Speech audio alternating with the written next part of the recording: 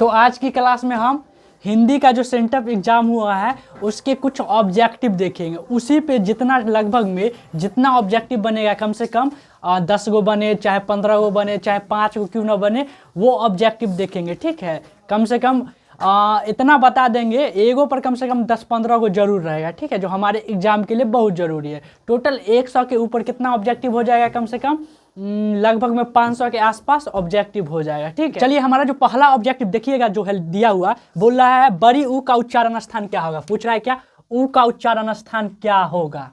तो ऑप्शन दिया हुआ है, ऑप्शन क्या क्या दिया हुआ है सुनिए। कंठ दे दिया गया है ए में, ठीक है, बी में दिया गया है तालु, और सी में दिया हुआ है मुर्दा, ठीक है, मृदा, और डी में दिया हुआ है ओष्ठ। क्या दिया हुआ है?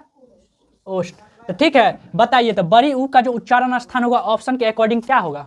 उच्चारण करिए, ऊ, बोलिए ना, ऊ।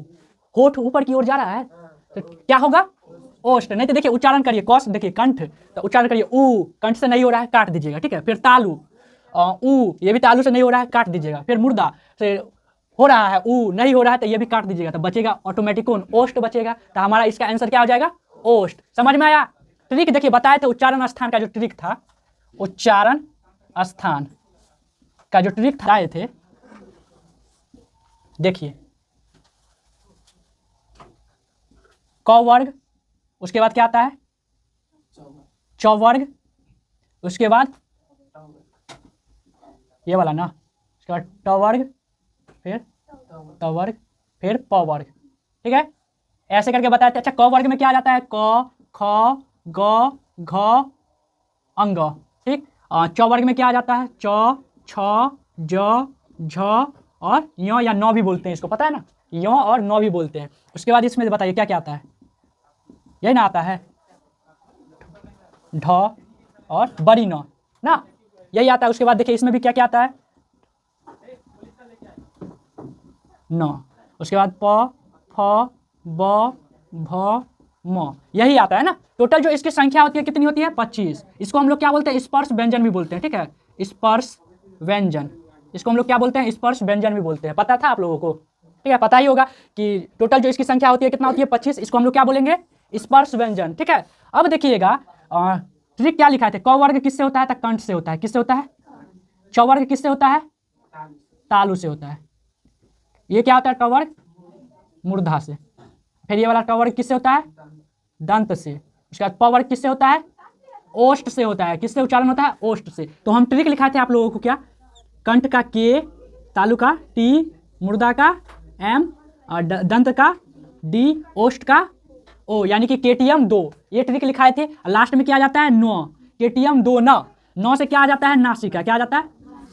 नासिका। आप लोग को नासिका में हम क्या क्या बताए थे? बताइए, नासिका में क्या आता है? इसको हम पंचमा अक्षर भी बोलते हैं। क्या बोलते हैं? पंचमा अक्षर भी बोलते हैं। तो कौन कौन आता है? देखिए सब का है ना, स्पर्श व्यंजन है ना, इसका लास्ट वाला सब, ये जो लास्ट वाला क्या को पूरा 5 को पूरा देखिए तो 1 2 3 4 5। तो ये पंचमा अक्षर है। अंग हुआ, य हुआ, न हुआ, फिर न हुआ, फिर म, ये सब क्या हो गया? पंचमा अक्षर। इसका उच्चारण नाक से भी होता है, करके देखिए ना, अंग, अंग, नाक पर जोर पड़ेगा। ठीक है, य, न, फिर न, फिर म, तो ये सब नासिका से होता है। ठीक है, और कौन कौन उच्चारण होता है? तो देखिए अनुस्वार भी होता है। ठीक है, अनुस्वार, अनुस्वार जानते हैं ना, जो बिंदु होता है जैसे म पे रहता है, या जैसे जो है अनुस्वार, इसी को ना बोलते हैं, समझे। उसके बाद विसर्ग, विसर्ग, उसके बाद क्या होता है? विसर्ग। क्या होता है? विसर्ग। ये सब का उच्चारण किसके द्वारा होता है? तो नासिका के द्वारा होता है। ठीक है, कोई दिक्कत इसमें नहीं ना। और चंद्र बिंदु, चंद्र बिंदु भी क्या होता है? चंद्र बिंदु। ठीक है, ये सब का उच्चारण किसके द्वारा होता है? तो नासिका के द्वारा होता है। ठीक है, तो समझ में आया? पूछेगा क्वेश्चन, बताइए क का उच्चारण स्थान क्या होगा? क, उच्चारण करिए, क क्या होगा? कंठ होगा। वैसा ही पूछेगा ज का उच्चारण स्थान क्या होगा? तालु, यह लिख दिए ट्रिक। उसके बाद देखिए छोटी नौ का उच्चारण स्थान बताइए तो नासिका भी होगा। अगर ऑप्शन में नासिका न रहे तब क्या लगाइएगा? दंत। उसके बाद फ का उच्चारण स्थान क्या होगा? ओष्ठ। और म का उच्चारण स्थान ओष्ठ न रहे ऑप्शन में तो क्या लगाइएगा? नासिका लगाइएगा। कोई दिक्कत? समझ में आ गया ना? जैसे कि आप लोग इसको बताइए, इसका जैसे कि एक और क्वेश्चन हम पूछते हैं,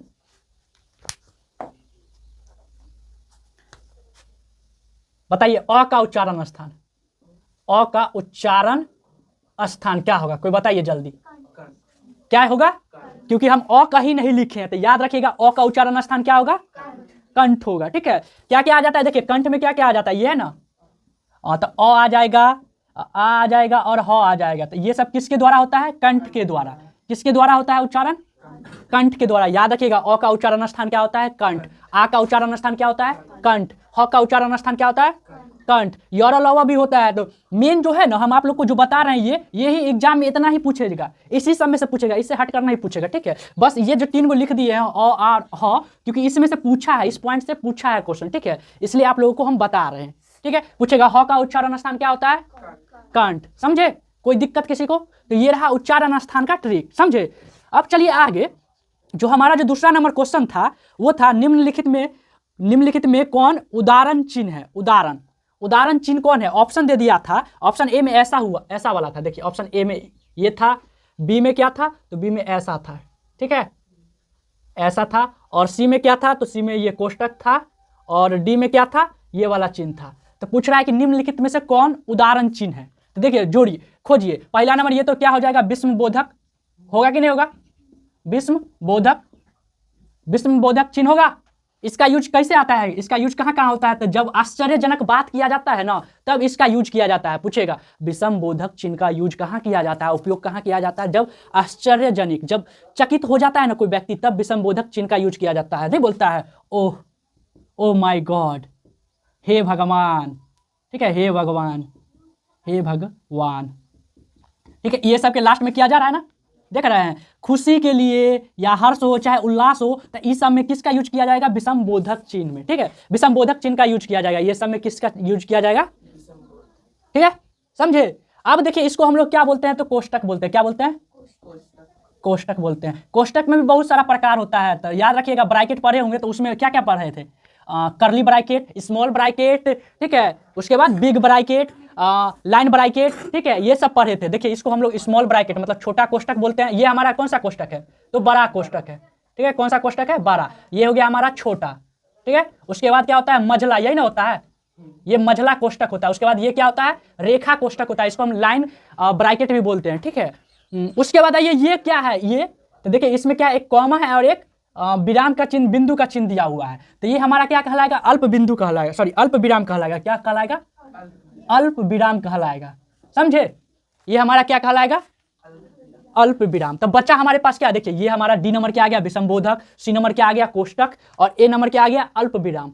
तो बच्चा हमारा बी नंबर। तो बी नंबर क्या हो जाएगा? उदाहरण चिन्ह हो जाएगा। ये हमारा क्या हो जाएगा? उदाहरण चिन्ह। ठीक है, कोई दिक्कत आया समझ में? देखिए कुछ और है। अच्छा बताइए, प्रश्नवाचक चिन्ह क्या होगा? ऑप्शन दे देगा। बताइए निम्नलिखित में कौन प्रश्नवाचक चिन्ह है? ठीक है, तो आप लोग को जवाब देना है कि प्रश्नवाचक चिन्ह कौन है। बताइए, ये हम क्वेश्चन लिखे ऊपर, ये क्वेश्चन का ऑप्शन लिख दिया। बताइए तो प्रश्नवाचक चिन्ह कौन है निम्नलिखित में से? सी नंबर है। ठीक है, जब भी कोई क्वेश्चन पूछा जाता है तो ये क्वेश्चन मार्क दिया जाता है, जिसको हम लोग कान का चिन्ह बोलते हैं। ठीक है, याद रखिए कान के जैसा चिन्ह रहेगा वो क्या कहलाएगा? प्रश्नवाचक चिन्ह। ठीक है, क्वेश्चन मार्क इंग्लिश में बोलते हैं, इसको क्या बोलते हैं? Question mark. याद रहेगा। ठीक है, तो ये हमारा क्या हो जाएगा? प्रश्नवाचक चिन्ह, सी नंबर। ठीक है, समझे? अच्छा पूछेगा पूर्ण विराम कौन है? विराम बोलते हैं वो अल्प विराम हो। ये जो हमारा होगा क्या होगा? अर्ध विराम। क्या हो जाएगा? अर्ध विराम हो जाएगा। ठीक है, ये हमारा क्या कहलाएगा? ऑप्शन ए नंबर में अर्ध विराम कहलाएगा। ठीक है, और जो कॉमा है ना, उसको हम लोग कॉमा भी बोलते हैं। इंग्लिश में क्या बोलते हैं? कॉमा। और हिंदी में अल्प विराम बोल सकते हैं। क्या बोलते हैं? अल्प विराम। सर देखिए कंफ्यूज मत होइएगा, अर्ध विराम मतलब समझते हैं, पूर्ण विराम ऐसे होता है ना, और ये क्या हो जाएगा हमारा? अल्प विराम। आया समझ में? ठीक है, कॉमा को हम लोग हिंदी में क्या बोलते हैं? अल्प विराम। अच्छा बताइएगा, ये जो चिन्ह दे रहे हैं, ये इसको हम लोग क्या बोलते हैं? बताइए, इस चिन्ह को क्या बोलते हैं? आप लोग यूज करते होंगे लिखने में करते हैं ना यूज, तो इसको हम लोग क्या बोलेंगे पता है? आदेश विराम बोलेंगे, आदेश चिन्ह बोलेंगे। क्या बोलेंगे? आदेश चिन्ह बोलेंगे या आदेश विवरण बोलेंगे। क्या बोलेंगे? आदेश चिन्ह या आदेश विवरण। उसके बाद देखिए निर्देश। अच्छा निर्देश, ये कौन सा चिन्ह है बताइए? बड़ा थोड़ा कर दिया। बताइए ये क्या होगा? तो निर्देशक, ये क्या होगा? निर्देशक चिन्ह होगा। क्या होगा? निर्देशक चिन्ह। पूछेगा निर्देशक चिन्ह कौन होगा? तो थोड़ा जो होता है ना, ये क्या बोलते हैं इसको? हाइफन से बड़ा होगा। ठीक है, हाइफन को हम लोग क्या बोलते हैं? योजक बोलते हैं। इसको क्या बोलते हैं? योजक। तो जो ये योजक जो होता है ना, उससे बड़ा होता है, ये निर्देशक चिन्ह। ठीक है, जो योजक होता है उससे बड़ा होता है निर्देशक चिन्ह। ठीक है, याद रहेगा ये सब चीज। और देखिए, अच्छा पूर्ण विराम बता दिए, योजक बता दिए, विषमबोधक बता दिए। ठीक है, अच्छा उदाहरण को हम लोग क्या बोलते हैं, जो उदाहरण लिखे है ना उसको हम लोग क्या बोलते हैं, अवतरण भी बोलते हैं। क्या बोलते हैं, अवतरण भी बोलते हैं। क्या बोलते हैं, अवतरण भी बोलते हैं। याद रहेगा, बताइए ये सब चीज याद रहेगा कि नहीं रहेगा, हाँ या ना। तो देखिए हम चिन्ह लिख देते हैं, चिन्ह याद रखिएगा कौन कौन इंपॉर्टेंट है, जो हमारे लिए एग्जाम में जो इंपॉर्टेंट है ना वो चिन्ह का हम नाम लिखते हैं। ध्यान दीजिए, पूर्ण विराम कैसा होता है, पूर्ण विराम ऐसा होता है कि नहीं होता है। ठीक है, योजक, योजक चिन्ह कैसा होता है, तो ये एकदम छोटा सा। ठीक है, उसके बाद देखिए निर्देशक या निर्देशक, निर्देशक चिन्ह कैसा होता है, तो जो हाइफन होता है ना योजक से थोड़ा बड़ा होता है। ठीक है, आदेश, आदेश चिन्ह कैसा होता है, आदेश चिन्ह या आदेश विवरण कैसा होता है, तो ध्यान दीजिए यहाँ पे, तो आदेश चिन्ह या आदेश विवरण ऐसा करके बनल रहता है। ठीक है, उसके बाद उदाहरण, उदाहरण या अवतरण, क्या है, अवतरण। तो इसका चिन्ह कैसा होता है, तो देख लीजिए, इसका ऐसे करके दे दीजिएगा, फिर ऐसे बना दीजिएगा। ठीक है, उसके बाद देखिए अर्ध विराम कैसा होता है, तो देखिए अर्ध विराम कैसा होता है, अर्ध विराम देख लीजिए, अर्ध विराम कैसा होगा, तो ये बिंदु और एगो कॉमा दे दीजिएगा, तो ये अर्ध विराम हो जाएगा। ठीक है, उसके बाद अल्प विराम क्या होता है, तो देखिए अल्प विराम, अल्प विराम चिन्ह कैसा होता है, तो एगो कॉमा दे दीजिएगा ना, तो वही हमारा अल्प विराम कहलाएगा। उसके बाद बच गया कोष्टक, कोष्टक ना, कोष्टक, कोष्टक। तो कोष्टक देखिए ऐसा भी होता है, ऐसा भी होता है, ऐसा भी होता है, और एक ऐसा भी होता है। ठीक है, तो याद रखिएगा, इसको बड़का कोष्टक बोलते हैं, इसको छोटका कोष्टक बोलेंगे, इसको मझला कोष्टक बोलेंगे, और इसको रेखा कोष्टक बोलेंगे। ठीक है, इंग्लिश में बोलते हैं big bracket, small bracket, curly bracket और लाइन ब्रैकेट बोलते हैं। कोई दिक्कत। तो देखिए तीसरा नंबर जो क्वेश्चन है वो बोल रहा है निम्नलिखित में कौन शुद्ध शब्द है, शुद्ध और अशुद्ध वाला दे दिया है। तो देखिए ऑप्शन ए में दे है, ऑप्शन ए में दिया हुआ है त्रिपाठी। ठीक है, बी में दे दिया गया है सुदामा, क्या है, सुदामा, और सी में दिया हुआ है संदर्भ, क्या है, संदर्भ, और डी में दे है विवरण, विवरण। अच्छा देखिए शुद्ध शब्द कौन होगा, अच्छा त्रिपाठी ऐसे लिखाता है क्या, पाठी कैसे लिखाता है, त्रिपाठी, ये ऐसे लिखाता है त्रिपाठी, तो ये गलत है, ये नंबर, ये शुद्ध नहीं है। चलिए आइए बी नंबर, सुदामा ऐसे लिखाता है क्या, है सुदामा ना, सुदामा ऐसे लिखाता है, तो ये भी क्या है, गलत है। अब आइए संदर्भ, संदर्भ ऐसे लिखाता है क्या, देखिए 100 9 द ये वाला रो भ, संदर्भ, यानी कि ये सही है। लेकिन विवरण देखिए ऐसे लिखाता है, नहीं विवरण ऐसे लिखाता है। समझ में आ गया। जब ऐसा दे ना तो आप छांटना चालू कीजिए कि कौन गलत है कौन सही है। ठीक है, जैसे अभी छांटे ना, त्रिपाठी ऐसे नहीं लिखाता है, ऐसे लिखाता है, सुदामा ऐसे नहीं लिखाता है, ऐसे लिखाता है, विवरण ऐसे नहीं लिखाता है, ऐसे लिखाता है। ठीक है, तो ऑटोमेटिक हमको पता चल गया कि ऑप्शन नंबर सी सही होगा। चलिए इसी पे हम कुछ देते हैं बनाने के लिए। आप जैसे बताइए आजीवन शुद्ध है कि अशुद्ध, है अशुद्ध है। कैसे अशुद्ध, क्योंकि आजीवन कैसे लिखाता है, देखिए आ और जीवन दीर्घिकार। ठीक है, तो आजीवन ऐसे लिखाता है, हाँ या ना, समझ में आ रहा है ना, है? जैसे देखिए, जैसे कि ऑप्शन में देंगे निम्नलिखित में से कौन सही है, तो ऑप्शन ए में देखिए विद्यालय, विद्यालय, बी में विद्यालय, सी में विद्यालय, और डी में कोई नहीं। तो बताइए अभी जो लिखे हैं ऑप्शन, इसमें से ये 4 ऑप्शन में से कौन सही है, सी नंबर है। क्योंकि देखिए विद्यालय याद रखिएगा ऐसे लिखा था, इसी में ड भी है और ध भी है। ठीक है, इसी में 2 चीज है, ये भी है और ये भी है। ठीक है, दोनों मिलकर बनाया है विद्यालय। ठीक है, समझे, याद रहेगा ना। निम्नलिखित में से कौन शुद्ध है, तो आप खोजिएगा कि देखिए ये तो ऑटोमेटिक गलत है, क्योंकि विद्यालय ऐसे नहीं लिखाता है, फिर विद्यालय ऐसे नहीं लिखाता है, और विद्यालय कैसे लिखाता है, ऐसे लिखाता है। आ रहा है समझ में, आ रहा है कि नहीं आ रहा है। शुद्ध और अशुद्ध, शुद्ध और अशुद्ध में यही करना है कि छाटिए पहले कि इसको कैसे लिखेंगे, एकदम कुछ नहीं करना है। जैसे ही ऑप्शन दिया हुआ है ना, ऑप्शन को छाटिए कि ऑप्शन में ऐसे दिया हुआ है तो इसको ऐसे लिखा जाता है, आप उसको सही करते जाइए, सही करते जाइएगा ना तो ऑटोमेटिक पता चलते जाएगा कि कौन सही है और कौन गलत। समझ में आया। ये हो गया हमारा तीसरा नंबर क्वेश्चन।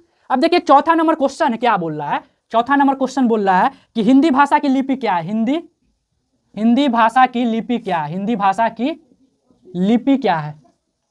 तो ऑप्शन में दिले है देवनागरी, ऑप्शन ए में दिले है देवनागरी, बी में दिया गया है कलिंगा या कलिंग। ठीक है, सी में दिया हुआ है गुरुमुखी, गुरुमुखी, और डी में जो दिया गया है वो दिया गया है रोमन।